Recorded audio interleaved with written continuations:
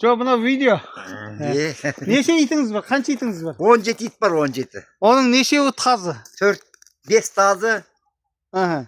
Қалғаны анандай бір атқа дейді ана. Аха. Немістің иті. Оның кедегі не бар? Үйрек алатын үрек. Аха. Ол иттер үйрек алатыны бар, қасқыр алатыны бар ма оның ішінде? Қасқыр алатын қара тазы бар, Тарғыбатай қара тазы деген қара тазы бар. Тарғыбатай жақтан жігіттер берген, соның иттері бар. Одан басқа? Екі ақ лайкі бар әне. Лайкі дейді ана. Аха.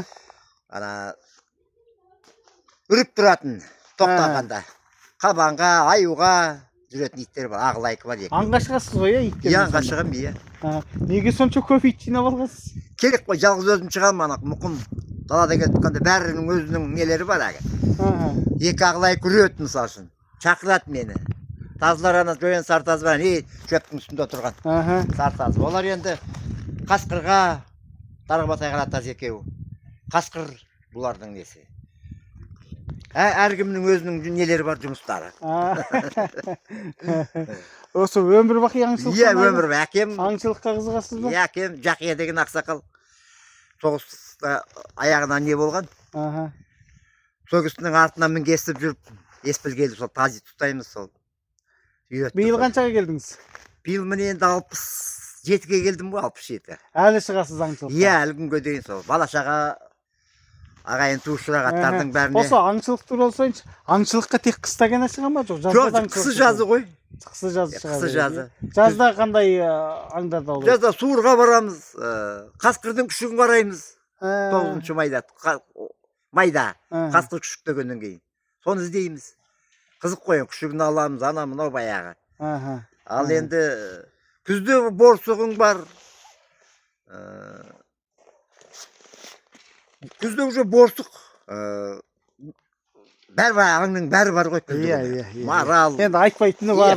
Иә, неше түрлі несі бар енді. Аңшылықтан басқа немен айланасыз? Ат баптаймын. Ат баптайсыз ба? Иә, неше түрлі аттар. Бала күннен сол, иә, жүйрік бір екі тай бар, аттар бар. Сондай облыс республикаға шаппаса да, осы ауыл арасында жүгіртетін жылқы бар. Сонымен ақыр соған нетіп қоям, елдің. Өзіңіз ұлттық ойындарға қызығасыз? Иә, бала күнде тең қалам, иә. Тең келесіз жерден. Киска Мұрат деген енді атағым қалды енді, Киска деген лақап аты дейді ана. Шапшаң. Иә, шапшаң. Иә, Назарбаевтың алдында да тең қалдым соны. Одан енді бертін келе облыс республикаға дейін бардым, Қызылордаға дейін бардым. Осы ауыл арасында 50 жасымда мына барақтың тойында ешкім тең ала алмай өзім шығып соны тең қалып әр жерде бәрі таңғап 50 мың ақша алып елдің бәрі әлгіндей. Мен мына киімне мынандай қалың киіммен жауырап тұрмын, сіз тоңбайсыз ба? Жақын енді аңшы болғаннан қалай тоңасың? Соны қызығушылық мына менің көрермендеріме қызық болсын деп сұрап жатқаным ғой. Енді оны аттың үстінде жүрген жігіт тоңа ма? Үнем ат үстінде жүрсіз, иә? Ыңғай аттың үстінде. Таңертең жылқыға барып келдім, кешке қайта жылқыға барам. Сол енді кәсібім сол мал. Толық аты жөніңіз қалай? Аты Мұратбек. Жақия ұлы. Күршім ауданының тұрғыны Мұратбек ағамызбен осындай. Енді ерекше ағамыздан неше түрлі керемет әңгімелер тыңдауға болады. Бағанағы бір қызықты әңгімеңізді айтыңызшы, итті бояп жүргеніңіз. Ол енді газетке де жаңа бәріне шығарды ғой, кітапқа жазып. Сол бір аппақ ақ тазын алып келіп магазин алдында ертіп жүр екен. Келсем, Бурабай деген ауылда тұрам, сол нағи әдем ақ таз екен. Соны ойладым, әкім мына тазының. Ой, Абдолла бауырым, сен қайдан мынайын? Ой, неге мынандай ит жоқ деді ме? Біздің ауылда жоқ еді, бұл қайдан келді? Бір жерден келді деді. Астындағы атыңды берсең, айырбастайық. Анда қара атты маған бер, мен мына жамнан атымды берейін.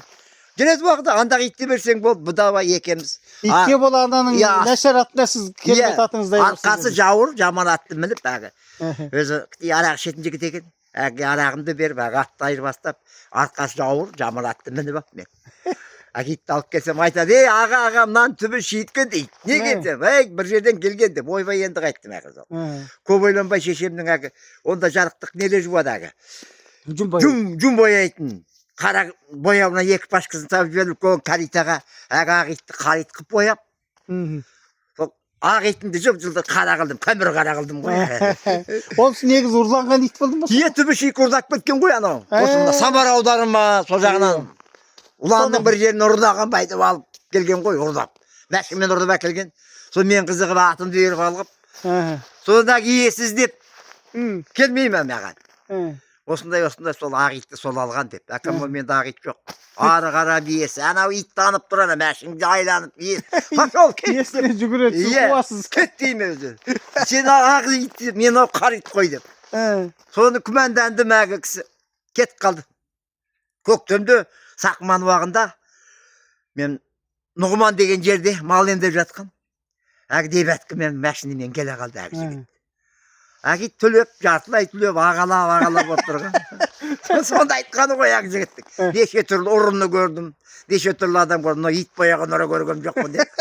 Әгі жігітпен танысып, ертең келе әгіден әгі Ақтазына көп күшіктер тараттым мен. Шағадай, Көдай деген Шыңғысханның ұлдарының атын қойып мен. Неше түрлі күшті иттерді шығардым әгіден. Содан Алла тағала бір Құдайдың жігіт екен анау. Ертең келе танысып, әгі итті мәшін қақ кете ме? Содан кеп менен күшік ап, екем зарластық.